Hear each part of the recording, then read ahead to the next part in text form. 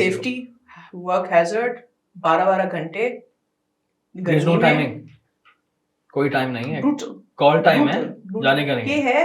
मैंने कहा ना सेट, हमारे पूरे मुल्क में ये मसला है, जो सेट होता है इसका कोई पैसा बनता है। और वो ड्रामे आज भी रेलेवेंट हैं, आज भी देखे जाते हैं, चाहे अल्फा ब्रावो, चार्ली हो, धुआं हो, जो भी जितने भी ड्रामे हो, वो आज भी लोग देखते हैं तो कहते हैं क्या ज़बरदस्त है। वो जबकि प्रोडक्शन क्वालिटी इतनी अच्छी नहीं है, बट वो लिखा इतना खूबसूरती से था, अदाकारी इतनी अच्छी थी कि आज भी ना वो रेलेवेंट है।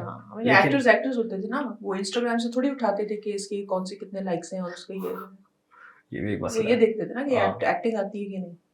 घटिया से घटिया फिल्में बन रही हैं सिनेमा में, 2 दिन चलती हैं, गायब हो जाती हैं। कौन सी फिल्म चली है मामा जट के अलावा, मुझे बताएं पिछले? नथिंग। फिर कहते हैं नहीं चलती, लोग नहीं देखते। क्यों देखेंगे? 700 के रुपए की टिकट क्यों देगा जिसको टीवी पे पिछले 10 साल से देख रहे हैं?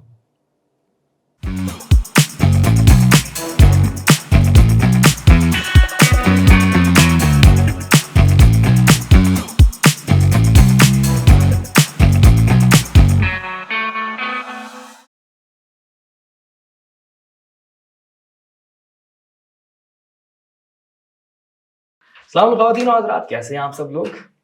मैं बिल्कुल ठीक हूँ, उम्मीद करता हूँ आप भी बिल्कुल ठीक होंगे। आज का हम पॉडकास्ट करने वाले हैं, एक लंबी कॉन्वर्जेशन है एक खातून के साथ जो कि एक फिल्म मेकर है और जिनका ताल्लुक शोबिज़ से है। और आज हम लोग बहुत सारी चीज़ों के हवाले से बात करेंगे। और आपको पता है हमारा फॉर्मेट क्या है, हम लोग पहले अर्ली राइट से शुरू करते हैं और उसके बाद फिर हम आगे बढ़ते हैं। लेकिन आज मेरा इंटरेस्ट ये है कि मैं शोबिज़ के बारे में पता करना चाहता हूँ। लेट्स सी कोई डार्क रियलिटी निकल आती है या नहीं आती। लेट्स सी फिल्म मेकिंग के बारे में क्या सीखने को मिलता है। तो इंशाल्लाह हमें सीखने को मिलेगा।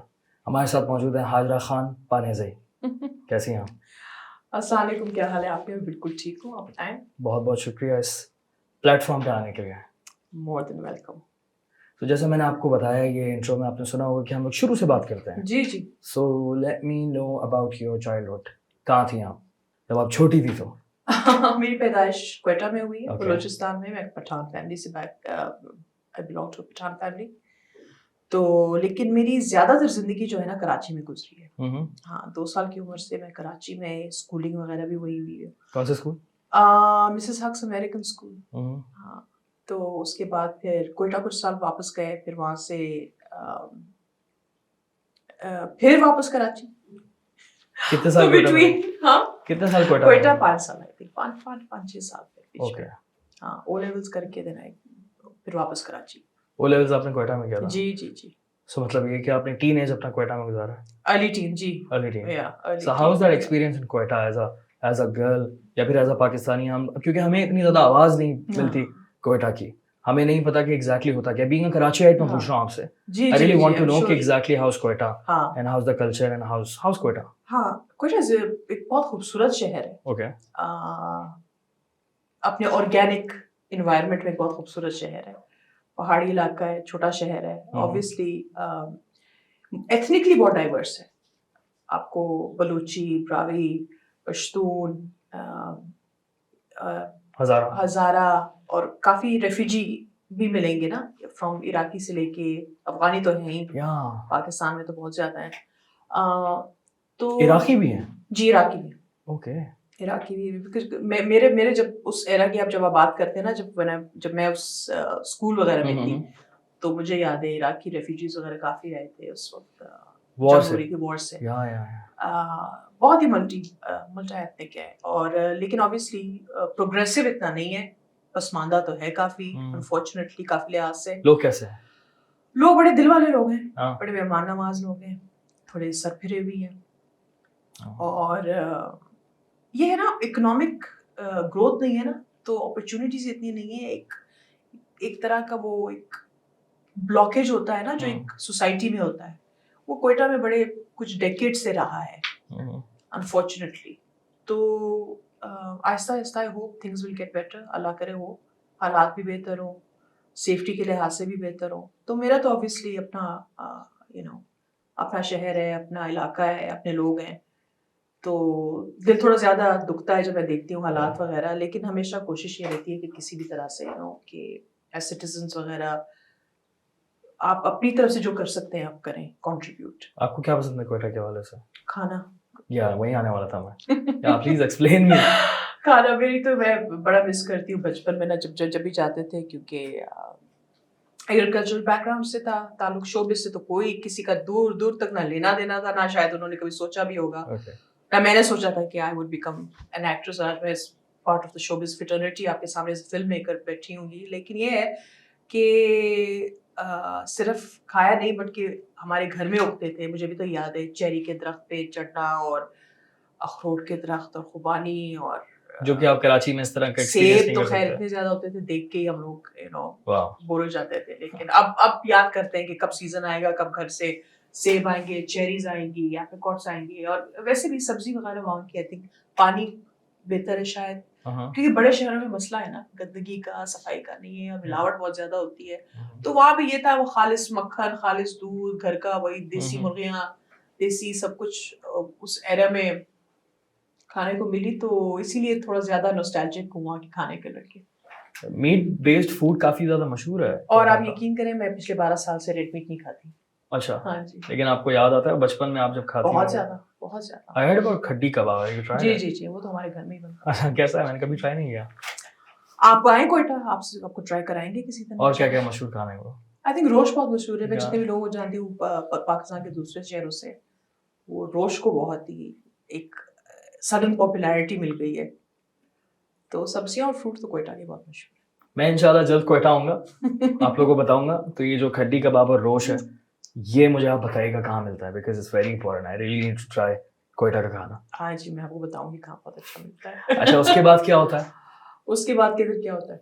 ओ लेवल्स के बाद? ओ लेवल्स के बाद फिर हम लोग कराची वापस आए, फिर देन ए लेवल्स 1 साल किया, देन फिर मैं चली थी डबलिन आयरलैंड पढ़ने, बिजनेस मैनेजमेंट करने। हालांकि मुझे पढ़ना था फिल्म मेकिंग, ना वो सिलेबस। ग्रेजुएशन करने? जी जी जी जी। नहीं, just to get A levels का एक इक्विवेलेंट होता है, नेशनल सर्टिफिकेट वहाँ पे आयरलैंड में। तो उसके बाद बैचलर्स।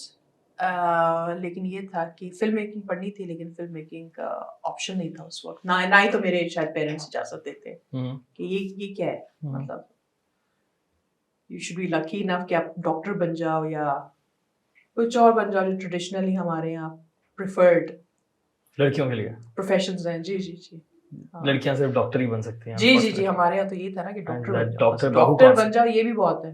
डॉक्टर बहू कॉन्सेप्ट की भी तो बड़ी डिमांड है ना। अगर लड़की डॉक्टर है तो उसकी फिर मार्केट वैल्यू भी बहुत ज्यादा बढ़ जाती है। इस पर हम लोगों ने, मैंने एक पॉडकास्ट किया था और एक डॉक्टर ने पूरी एक्सप्लेन किया था कि किस तरह से हमारे यहाँ पूरे कॉलेज में डॉक्टर्स होती हैं और उसके बाद वो प्रैक्टिस नहीं कर पाती अनफॉर्चुनेटली। ये बहुत बड़ा एक अनफॉर्चुनेट अलमिया है, बिल्कुल ऐसे ही है।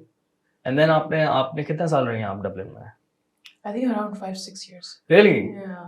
Ireland? I think so, yes. कैसा एक्सपीरियंस था? बहुत अच्छा, बहुत अच्छा। जो एक फ्रीडम की हमेशा से एक तलाश थी, एक्सप्लोर करना, खुद इंडिपेंडेंट रहने का बड़ा एक जुनून था शुरू से ही कि मुझे इंडिपेंडेंट रहना है, मुझे बाहर जाना है, मुझे दुनिया देखनी है, want to travel the world. You were alone? Yeah, I mean students और भी थे पाकिस्तानी साथ में, of course. बट आप अकेले गई थी वहाँ पे? जी जी, of course. बहुत से लोग जाते हैं अभी। मैं नहीं गया कभी, तो मैं रिलेट नहीं कर सकता इस चीज को। हाँ, बहुत सारे लोग नहीं कर सकते इस चीज को रिलेट। हाँ जी, मुश्किल होता है शुरू में, बड़ा मुश्किल होता है। हाँ, प्लीज एक्सप्लेन मी कि अकेले रहना कैसा होता है? At that age when you're very young, हाँ, of course, जब इतने यंग होते हैं बहुत एक्साइटिंग होता है, एंड लेकिन जिम्मेदारियों का जब आपको एहसास हो रहा होता है कि आपने सारे काम खुद करने हैं, अब अम्मी सब कुछ नहीं करके देंगी, आपने पढ़ना भी है, आपने ग्रेड्स भी अच्छे रखने हैं, और बीच में अगर काफ़ी लोग जॉब भी करते हैं, मैंने भी की थी एक आई थिंक टेलीफोन शॉप पे और समथिंग लाइक दैट। या सो आपको बड़ी चीज़ें करनी पड़ती है, बड़ी मेहनत करनी पड़ती है, और घर भी बहुत याद आता है, घर बहुत याद आता है। I mean, you are on your own basically. Yes, there. like many students are, yeah. And जब बीमार होते हैं तब Yeah, it's scary. It's really scary. याद आती होगी सब? बहुत ज़्यादा बड़ी चीज़ों की कदर होती है जब आप फैमिली के साथ नहीं होते। और अब तो when you grow up आपको तो आदत हो गई है इतनी कि इंडिपेंडेंट रहना के like I don't even know any different. I don't think कि अब I can adjust easily कि मैं you know कभी मेरे बहन भी आ जाती है, मुझे 2-3 दिन बाद होता है कि यार मेरी स्पेस पर वायलेट हो। मैंने बहुत सारे लोगों से सुना है कि जिन लोगों को अकेले रहने की आदत होती है वो बहुत खतरनाक किस्म की एडिक्शन हो जाती है। Absolutely, it's true. Really? It is very addictive, yeah. Because आप अपने वेज में ना, अपने तरीके से इतना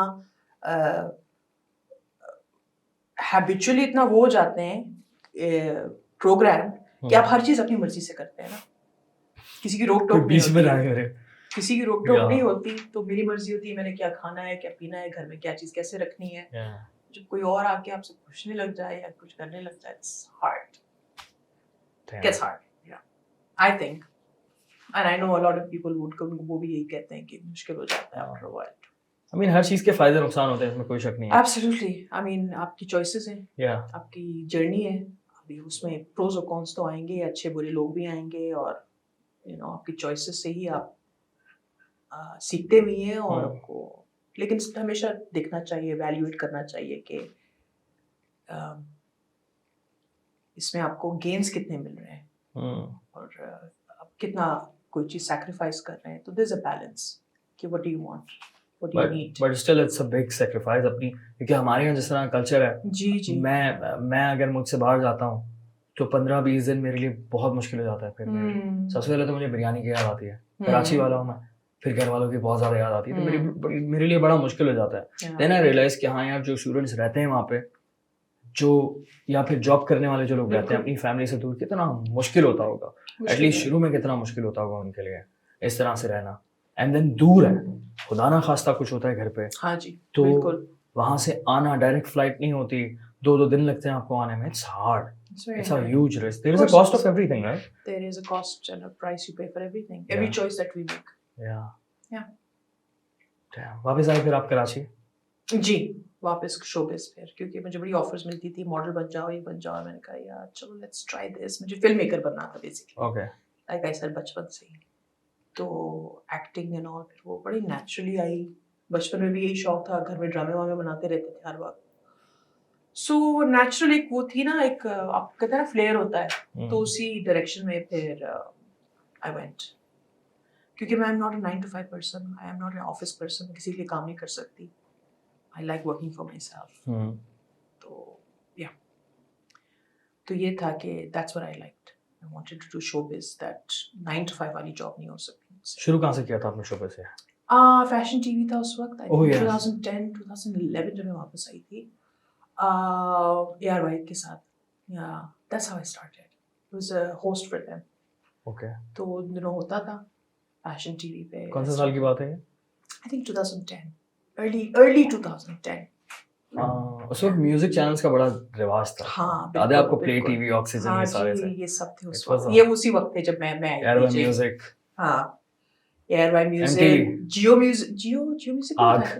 आग, that's right, आग चैनल। क्योंकि मैं तो उस एरा का फैशन खत्म हुआ जैसे ही म्यूजिक वीडियोस और चीजें खत्म होती रही। हाँ, स्टाइल 360, फिर remember that? Yes of course I remember that. मैं कैसे भूल सकती हूँ। 11 शो आता था ना सिर्फ आज। ये मेरी वो उस टाइम की बात है, एरा की बात है। या 12 इयर्स अगो, बहुत अच्छा टाइम था, डेकेड अगो, बहुत अच्छा टाइम था। क्योंकि मेरी उम्र थी उस वक्त 2008 में, आई वाज 16 इयर्स ओल्ड। तो मैंने फिर ये मेरा पहली मर्तबा मैंने देखना शुरू किया था, मेरा एक्सपोजर था ये। So play TV was my favourite. हाँ, बहुत पसंद। उस वक्त ये बड़ा होता था ना कि अगर फैशन टीवी वगैरह अंग्रेजी बड़ी अच्छी बोलनी आती है। वीजेस का दौर था उस वक्त। वीजे जो बाद में एक्टर्स बन गए सारे। या एग्जैक्टली। लेकिन अब वो एग्जिस्ट नहीं करता, वीजे आरजे, वो एरा चला गया है, वो कल्चर खत्म हो गया है। या नाउ इट्स पॉडकास्ट और इन्फ्लुएंसर्स और ये सब। Now it's YouTube, vlogging, daily vlogging. खैर, तो उसके बाद आपका जो एक्सपीरियंस था, आप उसके बारे में मुझे बताएं कि कैसा था? शुरू में तो खैर मैं you see I am total outsider. मेरे ना कोई कराची में कोई सोशल सीन था, क्योंकि मैं कोयटा से अगर गई थी तो मैं फिर यहाँ पे रह के भी डायरेक्ट फिर बाहर गई हूँ। तो मेरी यहाँ पे कोई सोशल नेटवर्किंग ना थी और ना आई थिंक कभी ऐसी कोई बन सकी है। मैं इतनी सोशल नहीं हूँ, ना ही मैं मीडिया के लोगों में इतना उठना बैठना है, ना ही मेरे इतने कोई दोस्त हैं। जानने वाले जरूर हैं, बहुत अच्छे जानने वाले, बहुत अच्छे लोगों से के साथ काम भी किया है। I have a good rapport with a lot of people that I work, but socially and all I'm not that in, and I'm sure you've noticed, like I'm saying कि मैं 2010 में मैंने डेब्यू किया था, पर आप मुझे देखेंगे नहीं सोशली इतना कि मैं इंस्टाग्राम पे हूँ या किसी के साथ सेल्फियाँ खिंचा रही हूँ। शुरू से मुझे काम करना था, काम से घर, और क्योंकि फैमिली का भी बड़ा प्रेशर था ना कि क्यों कर रही है। फिर मैंने सरने भी अपना कभी इस्तेमाल नहीं किया जब अभी तक कि जब मैंने फिल्म बनाई, क्योंकि I was very proud of it, you know, that I'm a filmmaker now, that I always wanted to be. I said I'm going to use my surname now.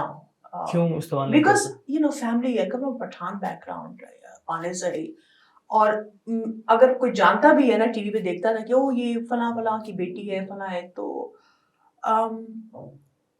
हमारे यहाँ बड़े शहरों में नहीं है, काफी फैमिलीज हैं, काफी कंजर्वेटिव बैकग्राउंड्स हैं जो नहीं पसंद करते शोबिज में जाना और एक्टिंग करना, खासकर औरत के लिए एक बड़ा स्टिग्मा था। अभी तो चीजें चेंज हो रही हैं।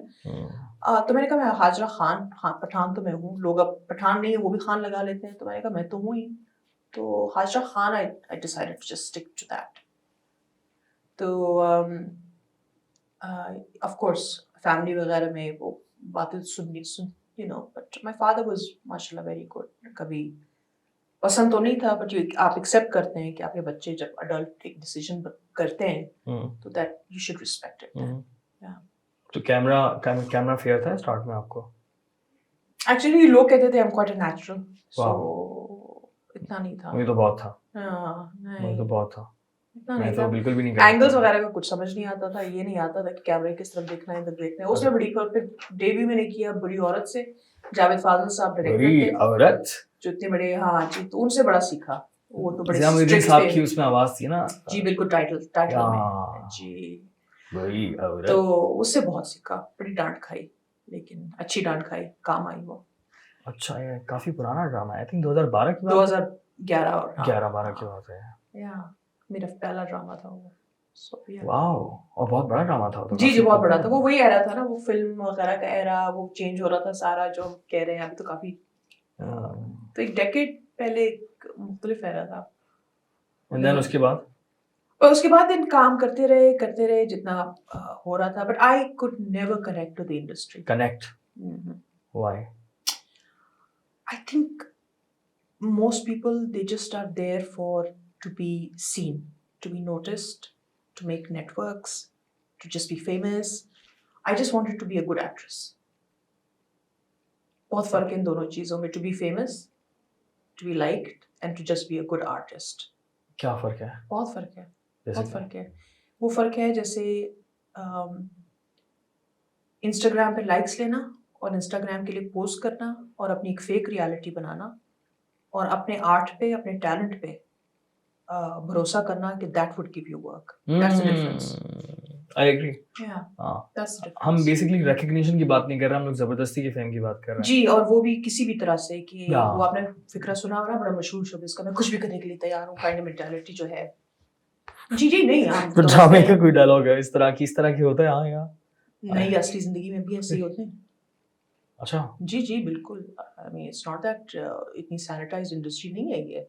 इंडस्ट्री है नेपोटिज्म की, इंडस्ट्री है ताल्लुकात की, ये इंडस्ट्री है कास्टिंग काउच की, ये इंडस्ट्री है एलीट सर्कल्स की, नेटवर्किंग की, पार्टीज की, जिसे आप लोग लिबरल्स कहते हैं। It's a very corrupt and dark place. What are the dark things you have seen? क्या सिचुएशंस आपने देखी हैं जो आपके लिए It's थोड़ी not. See It's shocking as थी? dark as any other industry in Pakistan or anywhere right now. Be it banking, be it retail. खासकर if you're a woman, it's not that easy. It's not that simple. बल्कि लड़कों के लिए भी इतनी आसान नहीं है, to be honest. I mean, we don't cut them with slack. When you become famous and you get to a certain place, then you're in a power to exploit people like you will maybe exploited. एक cycle है, एक vicious cycle है. You know, sucking up to the right people, उनकी चमचगिरियाँ करना, stupid selfies लेना, notice होना हर वक्त, you know, getting likes, buying followers, focusing on कि you know मेरा एक screen image क्या होगा, मैं कौन से role करूँगी, that would make me look good or relevant, going to trends, you know, replying to people's stupid WhatsApp messages and their flirtations and their ages, sexist attitude. It's not easy. Trust me. It's not jealousy easy. है industry में? Oh yeah, बहुत ज्यादा है। आप जब इन लोगों को देखते हैं, it's all very fake. This I love you so much, you're so amazing, and all of that. It's all very fake. They all hate each other's guts. Really? Oh yeah. Oh yeah. Please. It's very fake. So fake.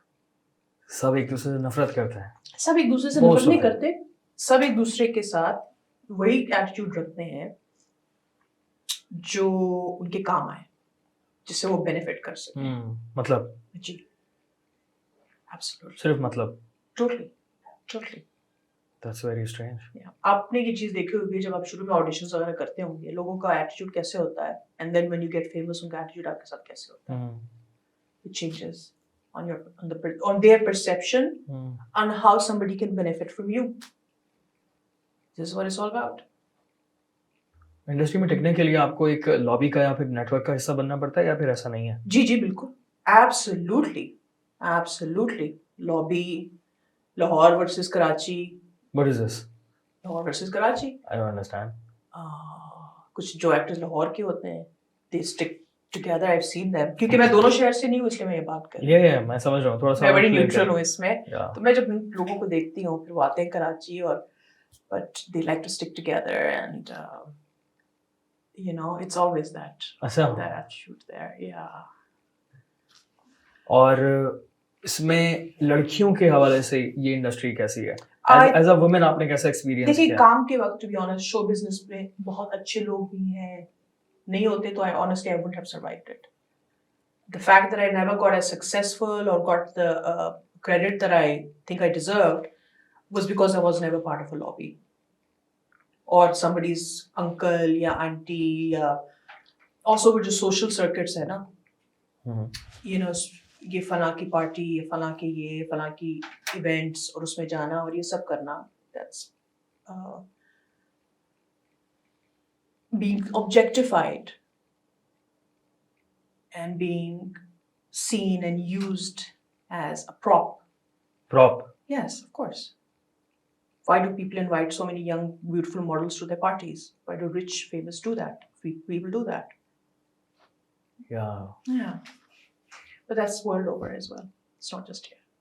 हाँ, लेकिन हम तो अपनी बात करेंगे ना basically. हाँ, मैं सिर्फ ये कह रही हूँ कि हमारे यहाँ भी बिल्कुल ऐसे ही चलता है. Lobbies and producers, casting couch. All these things exist. These are realities. Casting couch. मुझे एक बात बताएं कि आपने किनारा कशी अगर इख्तियार की तो कौन सी चीज़ ने आपको डिसअपॉइंट किया था ओवरऑल इस इंडस्ट्री में? कोई चीज़ ऐसी थी जिसकी वजह से आपको दुख हुआ कि नहीं यार, जैसा आपने कहा था कि I could not connect with the people. I was always a bit of a weird kid, socially awkward kid. मैं collectively लोगों के साथ इस तरह से नहीं कर सकती कि 24 घंटे hi let's make a selfie and do this, let's go to the party, let's do this. Yeah, it's nice, of course it is. I would do all of that on my own terms, but वो जो collective thinking है ना सबकी, क्या? I think most people are very focused or ambitious. And you have to be really, really socially very cunning. How do I get this out of this person? इस producer के साथ बना के रखनी है, इस actor के साथ ही करना रहना है, उसके साथ करना है, ये famous है तो इसके साथ नजर आना है, इसके साथ ये करना है. This system, this whole system. I just think it's exhausting. And that was the point. It's nonsense. Always was a nonsense. And that was the point जिसकी वजह से आपको. Yeah, there was a lot of other things as well. Earlier on, I experienced a few things, and I think I got sucked into some things that pretty much were ekdam se, it was very fast for me. मैं जल्दी आई industry में, I was new, got sucked into some social scenes, and so they were a bit. I learned by then that it was all quite dark. Quite dark? Yeah. As in? As in a lot of things are, It's okay if you don't want to. No, eventually I will. Of course, I will. Now I'm at that stage and age in my life that it's my responsibility to talk about these things as a woman, as a filmmaker. So why not? And this is the truth. These are facts. किसी को अच्छा लगे बुरा लगे, they can deny it, but that's how it is. What happened? No, I'm just talking about the system in general. It's not that what happened to me. What happened to me happens to literally everybody in the industry. So these are facts. This is how it is. और आपको अगर कुछ change करना हो तो आप क्या change करना चाहेंगे कि नहीं यार ये 2-3 चीजें चेंज कर देना तो ये सिस्टम बहुत बेहतर हो जाएगा? पहले तो आप सबको रिकॉग्नाइज करें कि ये लेजिट प्रोफेशन है. This is not a time pass. I'm starting from the bottom. जो हमारे टेक्निकल लोग हैं ना, जिसमें हम एक्सप्लॉइट करते हैं उनको, ये आपके लाइट वाला साउंड वाला, उनको हम उनको नहीं समझते कि एज दे डूइंग जॉब, वो एक दिहाड़ी होती है। ब्राइट करें इसे, ब्राइट करें, इसको ब्राइट करें, इसको डन करें, इसको खत्म करें, इसको जो भी करें, I think legitimize all of that stuff. Unions होनी चाहिए for producer to actors to your writers, unions होनी चाहिए, कॉन्ट्रैक्ट होना चाहिए, यू नो, बोथ पार्टीज। यहाँ पे एक पार्टी कॉन्ट्रैक्ट आप लिखवा लेती है, आपको पता ही नहीं producer after that what's written in the contract and what's not. So there's a lot of things, there's a lot of factors. Professionally, इसको as an industry जब आप recognize करेंगे ना, तो आप हर किसी को भी recognize करेंगे, technician, actor, everybody. सही बात। And वो अभी तक नहीं हुआ आपके साथ। तो useless associations हैं जहाँ पे चाय पानी और ये बैठ के आप कुछ कहेंगे, कोई कुछ कहेगा, होता कुछ नहीं है। आपकी बहुत बड़ी इंडस्ट्री है देखा जाए तो, बड़ी हो रही है और बढ़ती जाएगी, जो अच्छी बात है। But it's not a hard, it's tough, it's a tough industry for most people, I think. और पैसा, देखिए जो पैसा बनाते हैं ना वो सिर्फ चैनल्स बनाते हैं, ऑलवेज में सेट बनाता है पैसा, बिजनेसमैन बनाता है। हाँ, या बहुत टॉप का एक्टर होगा वो बनाएगा, और कोई पैसा नहीं बनाता है यहाँ पे। I mean, और पैसा दिखता तो है बहुत ज्यादा। हाँ, मैं आपको बता रही हूँ, वो इसलिए दिखता है बिकॉज सोशल मीडिया से और इंडस्ट्री के उससे काफी एक अवेयरनेस आई है। तो पिछले 5 साल में आपको थोड़ी सी एक बहुत अच्छी ग्लैमराइज्ड एक वो नजर आता है। पैसा तो अभी आना शुरू हुआ है पिछले 5 साल में, it is getting better, yeah, but it's channels who make money. मेरा बहुत थोड़ा सा एक्सपीरियंस रहा है चैनल का, और मैं जिस चैनल में काम करता था वहाँ पैसे मिलते नहीं थे। 2-3 चैनल में काम किया और बिल्कुल नहीं मिले। तो आपका कैसा एक्सपीरियंस? हमेशा से ऐसे ही, we get used to it after a while. लेकिन गलत बात है ना, थोड़ा बताएं कि कैसा रहा आपका एक्सपीरियंस? बहुत बुरा है, सिर्फ मेरा नहीं है, बहुत बुरा है। खासकर वो लोग जो जिनका ब्रेड एंड बटर ही सिर्फ ये होता है, जैसे मेरी फैमिली है, मेरे माँ बाप है, you know, I know I have support and all of that, but जिनकी नहीं है वो तो बहुत रुल जाते हैं, and it's very unfair, very unfair. Technical staff भी यार, वो तो बोल भी नहीं सकते। सेफ्टी, वर्क हैजर्ड, 12-12 घंटे, नो टाइमिंग, कोई टाइम नहीं है, कॉल टाइम है, जाने का नहीं। ये है, मैंने कहा ना, सेट, हमारे पूरे मुल्क में ये मसला है, जो सेट होता है इसको पैसा बनता है। चैनल ओनर्स, बिग प्रोड्यूसर्स, ये तो है। I am a small producer, I just made my first film, मेरी पहली फिल्म है, छोटी सी फिल्म, अपने पैसों से थोड़े से, यू नो, क्योंकि वो सिंध में बनाई, मंशर में बनाई, तो थोड़ा सा हेल्प मिल गया from the government through few people logistically. But it's so difficult to make a film on your own, independently as a woman. For मुझे तो production line producer नहीं मिल रहा था 2 दिन पहले, और मेरी सिंध में जाके शूट थी अगले दिन.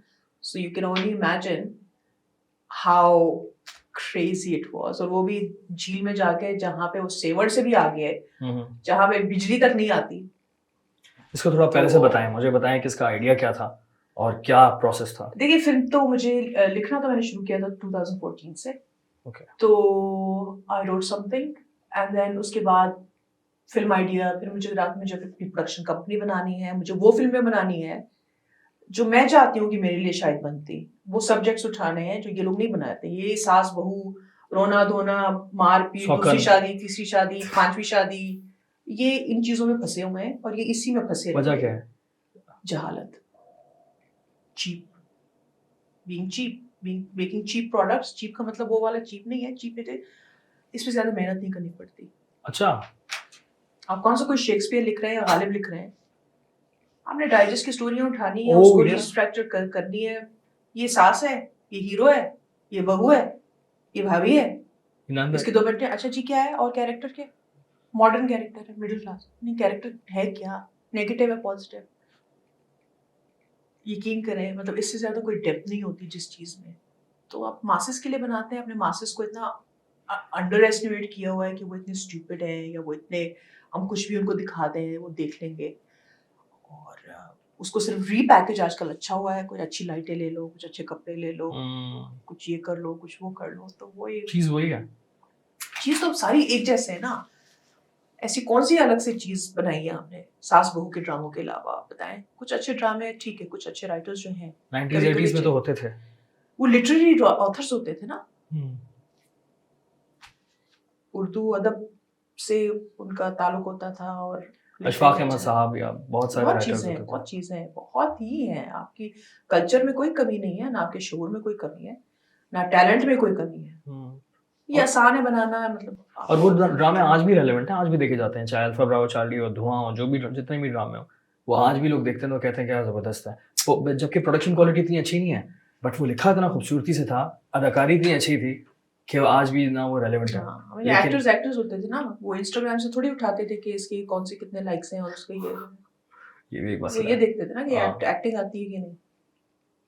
और ये बड़ा अच्छा पॉइंट आपने बताया कि ये आसान है, ये इस तरह का कंटेंट बनाना आसान है, कोई गालिब नहीं है, कोई इसके पीछे बहुत मुश्किल राइटिंग नहीं है, कोई ट्विस्ट डालना हो। गेम ऑफ थ्रोन्स की स्क्रिप्ट है भाई, आगे ये करते हैं, इसको कैरेक्टर आके ये लिखते हैं, कुछ नहीं, बस एक सिंपल सा है कि यार यही चलता है, फॉर्मेट स्ट्रक्चर है ना, या यही फॉर्मेट है। हीरो है, हीरोइन है, सास है, बहू है, नंद है, भाभी है। हमारी इंडस्ट्री के अंदर भी ना डिजिटल कंटेंट क्रिएशन में दो तीन किस्म के कंटेंट होते हैं, जिसको मैंने डिवाइड किया। एक है low effort content. Low effort content ये होता है कि यार जो लोग देखना चाह रहे हैं ना, उनको वो दिखाओ, वो चलेगा, and negativity sells a lot. और इसके अलावा भी बहुत सारी चीज़ें हैं, गंदी चीज़ें हैं, जो कि आप बेचो तो बिकता है।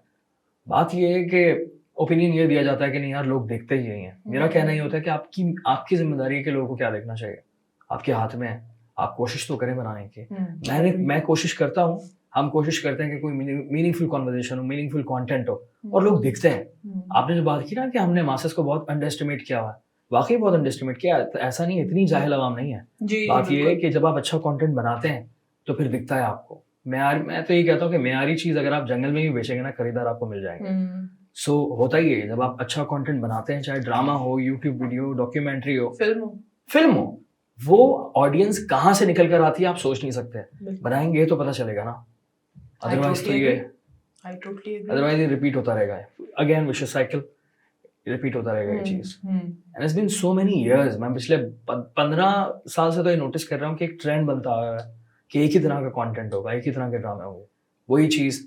और उससे नुकसान ही होता है कि आप अपने कल्चर के अंदर ना अपनी ऑडियंस को वो चीज दिखा के ना उनको और पक्का कर देते हैं।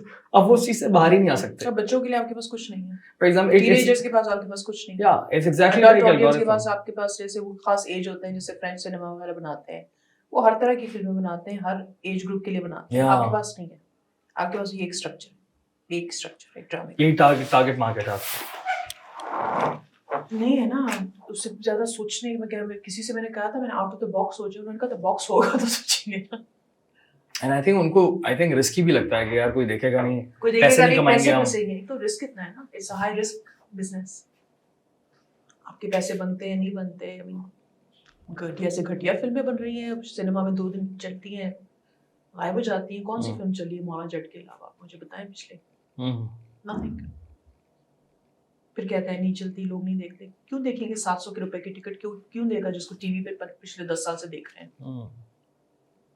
उसके अंदर वो पेट्रियोटिज्म भी डालने की कोशिश करते नहीं पाकिस्तान। जब आप जानबूझ के जबरदस्ती कोई चीज डालते हैं ना, पेट्रियोटिज्म डालनी है तो फिर कोशिश करें ना, जाएं मंशर में, जाएं बलूचिस्तान जाएं और कोई अच्छी स्क्रिप्ट लिखें, वहाँ के लोगों के साथ काम करें, दिखाएं दुनिया को आपकी क्या आपकी दुनिया में कौन कौन सी दुनियाएं छोटी छोटी बसी हुई हैं, कौन कौन से लोग बसे हुए हैं। चाहे रिस्क लें, एसी से बाहर निकलें, स्विट्जरलैंड और दुबई के उससे सड़कों से निकलें। इंडिया की चीप कॉपीज बना के आप फिल्म भी बना सकते हैं। वो उनका काम है, उनको बनाने दें। हालांकि वो भी कोई ऐसी अच्छी स्क्रीन राइटिंग कोई ऐसी खास इंप्रेसिव नहीं है मेरी नज़र से। कभी भी कोई नेटफ्लिक्स से कोई गुजरती है तो आई थिंक 10 मिनट से ज़्यादा तो मैं नहीं देख सकती वैसे, लेकिन फिर भी काम बहुत सॉलिड होता है वहाँ तो। टेक्निकली बहुत स्ट्रॉन्ग है, जब उनको ये वो मासेस के लिए फिल्में बनाते हैं, वो ज़्यादा उनकी आर्ट मूवीज बहुत नेक्स्ट लेवल होती है। नहीं, उनकी अच्छी फिल्म जो होती है ना, अच्छी फिल्म होती है जैसे लंच बॉक्स थी, डायरेक्टर पे डिपेंड लंच बॉक्स थी, एक ऐसी फिल्म थी जो वर्ल्ड सिनेमा में आप कह सकते हैं कमाल फिल्म थी। मसान, there's so many movies, okay, coming back to your movie, please दोबारा से बताएं कि स्टार्ट में प्रोसेस क्या था। आइडिया था, शॉर्ट फिल्म पहले बनानी थी, इजियर बजट भी था, तो थोड़ी सी लाइक ऐसा थोड़ी हेल्प भी मिल गई थी, गवर्नमेंट एक स्पॉन्सरशिप, तो उसमें किसी तरह मैंने कवर करके ना वो शॉर्ट फिल्म बनाई फिर मच्छर में, बिफोर द सैलाब से पहले, कि ये छोटी फिशिंग कम्युनिटीज हैं, वो उसी में रहते हैं। आइडिया कैसे आया था ये? आइडिया मैं और साजी के साथ मैंने एक इससे पहले एक फिल्म है जो पिछले 6 साल से प्रोसेस में लिखते आ रहे हैं, साजी और मैं उस वक्त से काम कर रहे हैं साथ में। साजी is very good screen play writer, तो अभी 3 फिल्में लिखी हुई, उसने एक तो बना ली है, ये वाली पिछले साल, और वो सैलाब से पहले बनाई थी कि पोल्यूशन की वजह से कितना ये कम्युनिटी सफ़र कर रही है, और कोई और इकोनॉमिक वो भी नहीं है, प्लेटफॉर्म्स भी नहीं है कि लोग कुछ करें, तो इसमें डिपेंड करते हैं।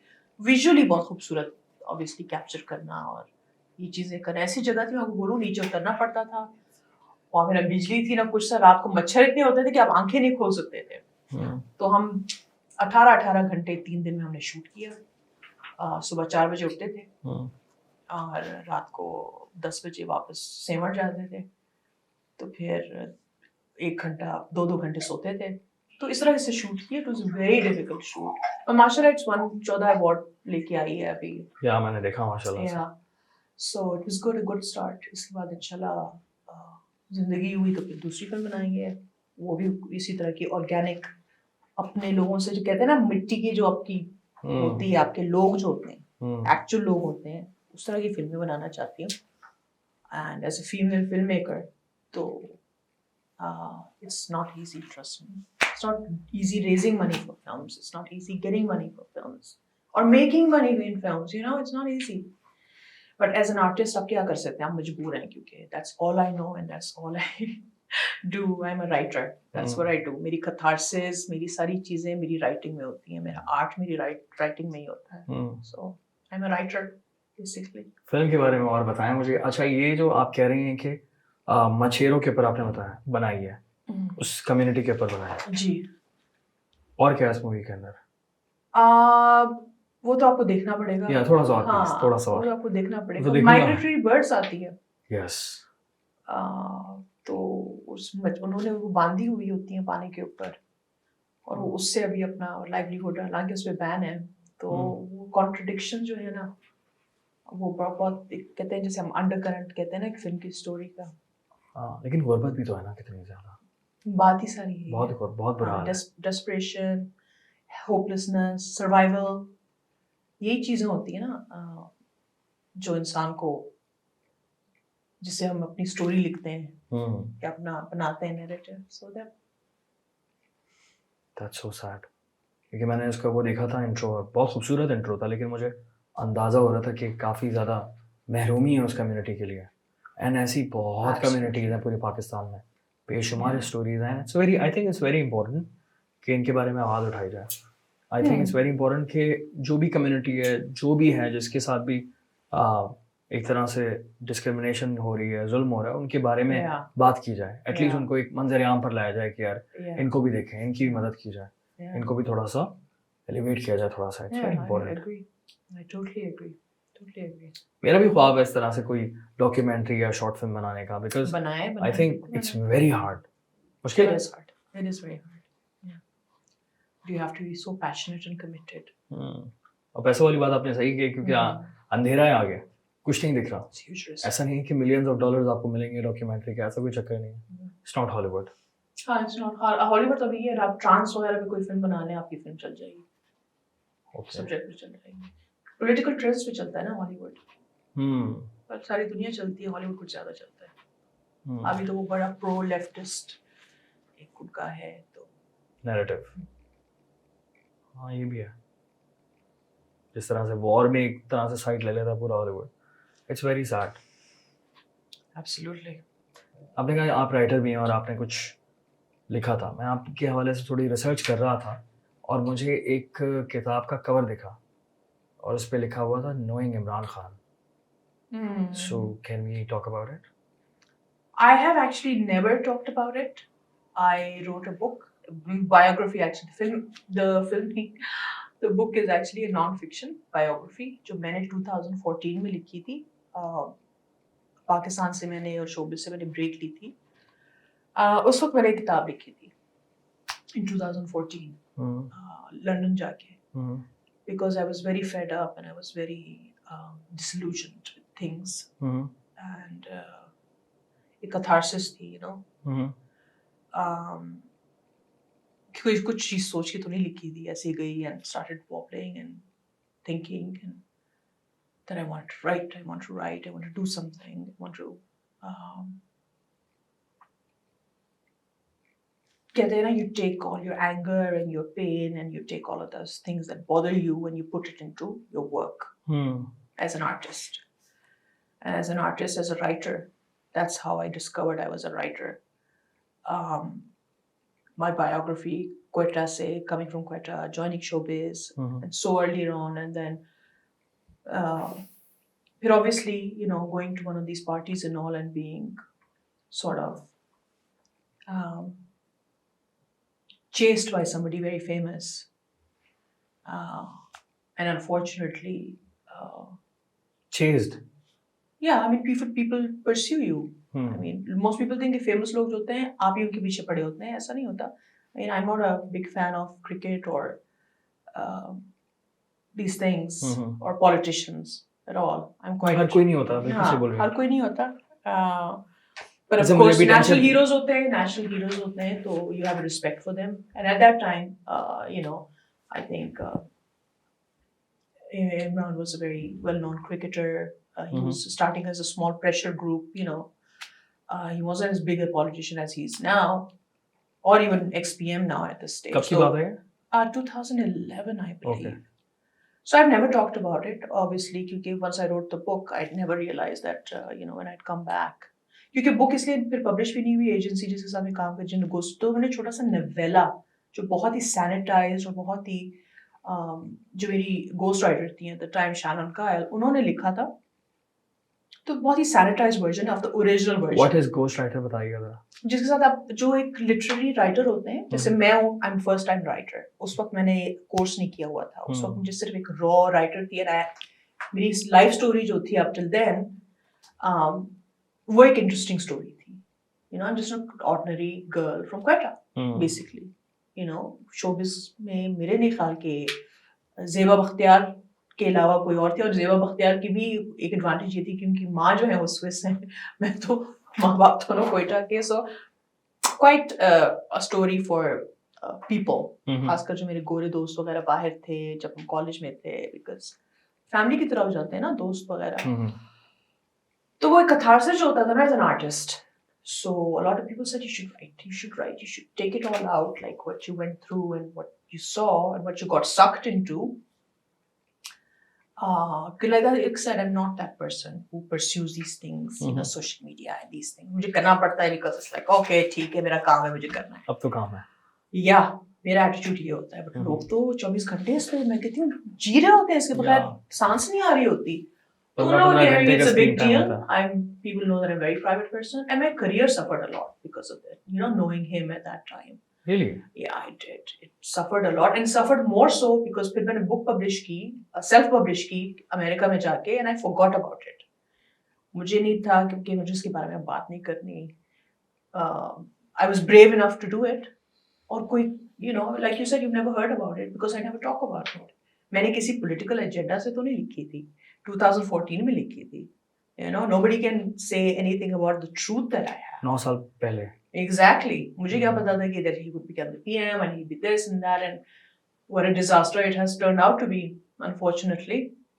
But now that he has such a huge cult following and all, it's so scary to watch these young people being so, the cult, the Messiah image that they have of him is so scary that I actually feel so bad for this generation. I know that, I can be a good writer, I can be a good actress. आप एक अच्छे podcaster हो सकते हैं, but अपनी private life में आप क्या हैं? That is a totally different game. 100%. We don't know who we are until we really get to know somebody privately. So it was a very dark and disillusioning experience. But at that time, that novella, जो उसका छोटा version है, जो Kindle पे फिर मैंने publish किया, वो एक बहुत ही sanitized version था. Sanitized. हाँ, I would use that word sanitized, and also Shannon का उस पे print आपको ज़्यादा नजर आएगा as a white co-writer. जो original उसकी, जो मेरा actual उसकी catharsis है. Story. Yeah, that I would love to release now, because I think I suffered so much after that, knowing because his people, they hacked my all my accounts. When I got back, 2014 can we or 2015? Oh. when I published that, obviously it was in his knowledge. I told him I had to legally email him that I've written this book, and it mentions you. Obviously, there's some people in between because I've known him, like Mr. Naeemul Haq. He was like, I have a huge regard for him. I just decided I will never ever talk about this book ever again. You wrote it, you finished it, you threw it there. 2014, done, dusted. When I came back, they'd hacked my email. You know, I could not connect. I had no idea how many copies, if it sold, if it's anything. But then we check करती हूँ, you know, I see it कि वो फला shop पे भी available है, फला shop पे भी available. I'm like, can't connect them. And मैं उसके बाद फिर अमेरिका travel भी नहीं किया, ना UK, और neither फिर उसके बाद मैंने वो जो agency वगैरह थी, because they dropped it. They just were not sure कि like legally how this would work out for them at the time. So now that it's all covered, but it was a really bad time. Then फिर मुझे इतना undercover रहना पड़ा, इतना low profile रहना पड़ा कि यार, the book's burden was on me, which is actually my life, like my life, my truth, my experience. You know, dealing with this media that I'd already had sort of like, was like, yaar, as much as I love acting, as much as I love filmmaking, ये क्या लोग हैं यार? ये किस तरह के लोग हैं? इनकी तो रैकेट्स हैं, सिर्फ लॉबीज नहीं है, रैकेट्स हैं. रैकेट्स क्या होता है? रैकेट्स होता है जब आप पार्टी में जाते हैं, आप लड़कियों वगैरह को देखते हैं, वहाँ पे लड़कियां वगैरह बुलाते हैं, एंड अब उनको पता है, उनके इन्फ्लुएंशियल दोस्त वगैरह होते हैं, they make sure like they will sort of have you like something that you're on the menu or something. Like कोई wingman types होते हैं आपके? I mean, this is very common. Elite circles में आपका ये बहुत common है. अच्छा. So in this book, that's what I said. Like, you go to a party and have somebody famous chase you or something, and then you sort of, you know, you're involved there. You're like, oh, this is nice. Wow, you know, such a hero, such a wonderful role model for us all. But then when you get to know them personally, it is an unfortunate. आपने detail लिखी हुई है? Novella में काफी कम लिखी है, लिखी जरूर है. स्टोरीज हैं उसमें? नहीं, स्टोरीज नहीं, हकीकत है, इवेंट्स हैं. स्टोरीज इन द सेंस कि आपकी अपनी स्टोरीज हैं उसमें? मेरी अपनी हकीकत है, ये स्टोरी नहीं है. स्टोरी वो है जैसे मैं लिखूं, जैसे मैंने मंशर पे लिखी है, वो एक स्टोरी है, वो एक नॉन फिक्शन है. ये स्टोरी नहीं है, ये मेरी जिंदगी की हकीकत है. ये मेरी एक्सपीरियंसेस हैं जिन्होंने मुझे मेक या ब्रेक या शैडो बॉलिंग जिसे कहते हैं, यू नो. फिर ट्रोलिंग जो हुई मेरी, क्योंकि कुछ इनमें से आपको पता था बहुत एक्टिव थे ये लोग, जिस तरह एक फैशिस्ट गवर्नमेंट ऑब्वियसली थी, तो जो मीडिया में भी थे, most of all they, you know, they support his party और हिज पॉलिटिक्स. उसके बाद जिस तरह मुझे ट्रोल किया गया, मुझे जिस तरह not on the book, because I never spoke about the book. Yeah, never. मुझे कोई पूछा भी था, I was like, please don't talk about it. That's done. I don't know what it. वो मेरी बुक थी, वो मैंने लिखी है, और वो it's gone. It's done. उसके बाद डर लगा आपको? डर लगा उसके बाद? हाँ, डर तो हमेशा रहता है, क्योंकि you know you're being watched, and you know deliberately you're getting bad roles. You know, people still look at you. Oh, she's that person who was with that famous politician and him, and she wrote a book about it. But I never used to talk about it. So keeping quiet, showing up to work, doing these shitty dramas, doing these shitty, stupid roles with these awful people. But thanks to the good people, you know, they made it a little easier. But I never spoke about it. I was scared. Also, my father was alive. My father was in that party as well, whom I had introduced, unfortunately. But Naeemul Haq, as long as he was alive, you know, he used to be very nice to me. But even with him, I never discussed the book. And he was kind of worried about me because I knew he knew. But we would never say anything. He would keep, you know, kabhi mujhe message kar lete the, "Ke Hajra, how are you? Are you okay?" I'd be like, "Yeah, I'm okay. I'm fine. I guess." You know? I think he was worried about me. Yeah. So he knew. He knew how I was, you know, shadowed, like blackballed after that. My career was literally taken away from me. My sanity to a great extent. It was a very dark experience, but I know people who have had much worse experiences with him. Much worse. Really? Oh, yeah. Much worse. People are not what they seem and who they are in public. हम तो acting करते हैं ना, कोई screen पे दे दे, actors हैं, उसके बाद घर चले जाते हैं, ज़्यादा से ज़्यादा क्या करेंगे, सेल्फियाँ ले लेंगे पार्टीज में जाके। But some people who are pedestal पे, जिनको एक मसाया बना के किया गया है, और वो नहीं है, वो नहीं है। और या उसका उल्टा है बिल्कुल। या टोटली, एब्सोल्युटली, टोटली। और क्या मैं पहली इंसान हूँ जो ये बात कर रही है? रोज टीवी पे कोई ना कोई बैठा होता है, कुछ ना कुछ कह रहा होता है। क्या ये सब लोग झूठ बोल रहे हैं? क्या ये सब लोग बेमानी बात कर रहे हैं? क्या ये सब लोग हवा में बात कर रहे हैं? क्या ये सब डर के बात कर रहे हैं? मुझे 9 साल पहले, मैं तो इसका हिस्सा नहीं हूँ जो आज का पाकिस्तान है, जो आज हो रहा है। So why did I speak my truth as a मामूली सी एक्ट्रेस? जो लोग कहेंगे ना कि ये कौन है, ये क्या है, who is she trying to look like? No, I did this in 2014. Pakistan में तो आपको पता है हमारा कौमी मशगला विक्टिम ब्लेमिंग है, सबसे पहले हम यही करते हैं। हाँ, चाहे कुछ भी हो, कोई भी लड़की आती है, कोई भी हाँ, केस लेकर, तो हम सबसे पहले उसके ऊपर ब्लेम तो ये लगाते टीवी हैं। पे जो रोज जाके बोल रहे हैं, क्या वो भी यही है? I'm sorry, that's not the case. I mean, हर किसी को अपना डेमोक्रेटिक हक है, वो किसी को भी सपोर्ट करें। मैं सिर्फ I think the one thing I'm really guilty of is bringing my father into this party. But he's passed away, he's no more. उन्होंने sideline हो गए. I mean, that was awful of me. I think that was really bad. But then a lot of us didn't know at the time ना कि चलो ज़ाती ज़िंदगी में तो कोई ठीक नहीं है, लेकिन शायद पब्लिक लाइफ में उसने इतना अच्छा किया है, maybe he will be good at that. But look where we are now. Look where our country is right now, you know. And I look back and I think, you know, just for me it was a bad experience. One of the many people whose careers got affected by this person and all of that. But my country got affected a lot as well. You know, I'm guilty of one thing that I really feel bad about. Like, I wish I'd never tried. My father was very, you know,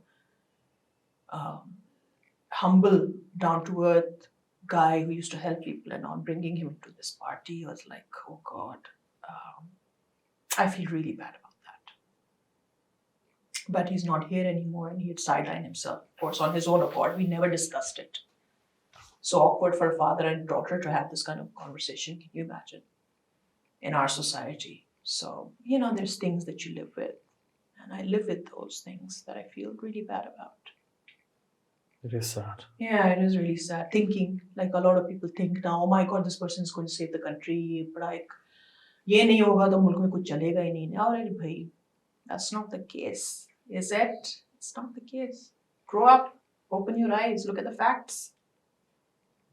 तो ये मेरा तो कोई, you know, I've moved on from all of that. I'm trying to do the best I can, you know, from whatever happened to me.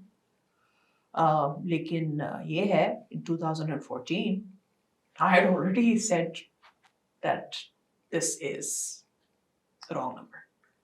Wrong number. Yeah. अच्छा, एक चीज़ बड़ी अच्छी लगी मुझे आपसे कॉन्वर्सेशन करने में कि आप काफ़ी ज़्यादा ना ओपनली डिस्कस करती हैं और ओपनली अपने ओपिनियंस को दिखाती हैं। जो सोचती हैं वो अपने मुंह पर खुलकर बोलती हैं कि यार ये ऐसा है। तो मैं आपसे थोड़ा सा डिटेल में इस हवाले से, क्योंकि हम अपने पॉडकास्ट को एंड करने जा रहे हैं, and I really want to talk about the women rights issue in Pakistan. कौन सी ऐसी चीज़ें जो कि आपको बहुत ज़्यादा बॉदर करती हैं, या खुदा ना खास्ता अगर आपने कुछ एक्सपीरियंस किया हो? ऑब्जेक्टिफिकेशन जो घर से आपकी शुरू होती है कि अगर आप औरत हैं तो आपको घर में बंद रहना ही आपका तहफ़्फ़ुज़ है। नहीं, आपको बेटों को ये बताना है कि आप जब बाहर जाएं, आप किसी औरत, किसी बच्चे, किसी भी इंसान को तहफ़्फ़ुज़ दें, उसे नोचे नहीं। जब तक ये माइंडसेट चेंज नहीं होगा ना, तो ये एक ह्यूमन राइट्स इशू है। सबसे ज़्यादा औरतों से ज़्यादा, सबसे ज़्यादा आपको पता है, बच्चे, मेल किड्स सेक्सुअल हैरेसमेंट और सेक्सुअल के विक्टिम्स हैं। ऐसे ही, और बोलते नहीं है, बताते नहीं। बच्चा क्या बताएगा? I gone through it as a kid. बच्चा क्या बताएगा? बच्चा तो डरता है कि आप ब्लेम कर देंगे, अम्मी जाके 2 चपेड़े मारेगी, गई क्यों थी? ये चीज हो रही है ना कि घर से क्यों निकले थे? ये घर से निकलने क्या है? कोई रिश्तेदार ही होता है या कोई घर में काम करने वाला नौकर ही होता है जो आपके साथ ये सब करता है? तो मेक दैट सेफ ना। बंद करने से तो कुछ चेंज नहीं होगा ना। आप लोगों को ये बताइए, जब औरत को देखना है, एक ऑब्जेक्ट को ही देखना है, इंसान है भाई. अब हम लोग बैठे हैं, we look at each other as two people, humans. as humans. Yeah. जो आप उसको इंसान ही तस्वर नहीं करते, आप उसको एक ऐसे ऑब्जेक्ट करते हैं कि वो उसको देख के पता नहीं दिमाग में क्या आ जाएगा. और ये जो आपने बात बोली ना कि घर के अंदर सेफ नहीं होता है, that's true. 90% of it. Majority of the cases sexual harassment के, especially बच्चों के साथ जो होता है घरों के अंदर होता है. Totally. चाहे वो काम करने वाले हों, चाहे वो चौकीदार हो, चाहे वो खुदा ना खास्ता खाली रिश्तेदार हो. Absolutely. and सगे करीबी रिश्तेदार. करीबी This is रिश्तेदार. very very scary, very sad. Why? पहले नहीं बोलते थे. ये चीज ना, मैं माइंडसेट चेंज करना है.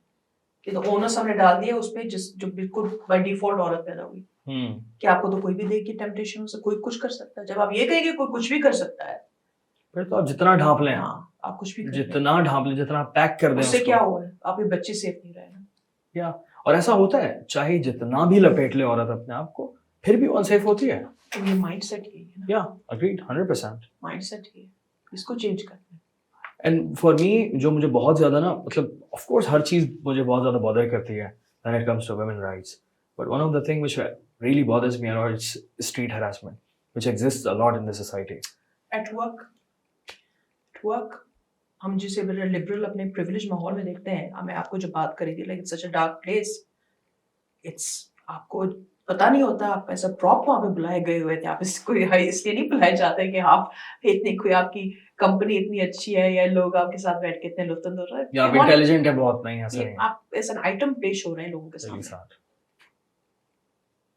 Really sad. So this is ये objectification. जब तक हम चलेंगे ना इसके साथ, objectify करेंगे, किसी को इंसान नहीं समझेंगे, तो ये तो चलता रहेगा. फिर बहुत सारे मसले हैं, बहुत सारे लड़कियों को लेकर, लड़कियों की पैदाइश से लेकर, उनकी पढ़ाई से लेकर, उनकी शादी से लेकर, उनकी बच्चों तक, फिर खुदा ना खासा डिवोर्स होती है. वो believe you me, it's not easy for men either.